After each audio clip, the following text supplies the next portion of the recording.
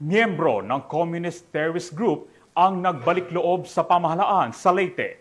Baril at bala isinuko din. Patrolwoman Kimberly Flores, ibalita mo.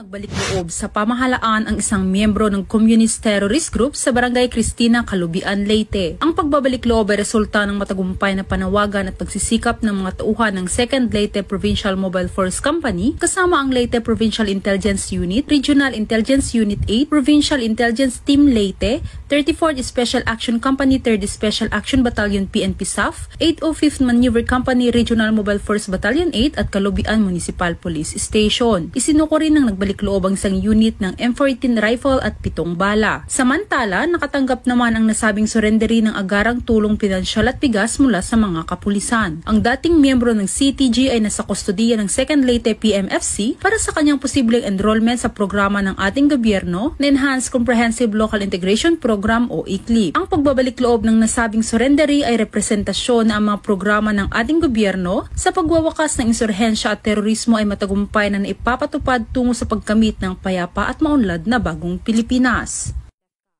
Mula dito sa Eastern Visayas, ako ang inyong PNN correspondent, Patrolwoman Flores, alagad ng batas, tagataguyod ng Balitang Pulis.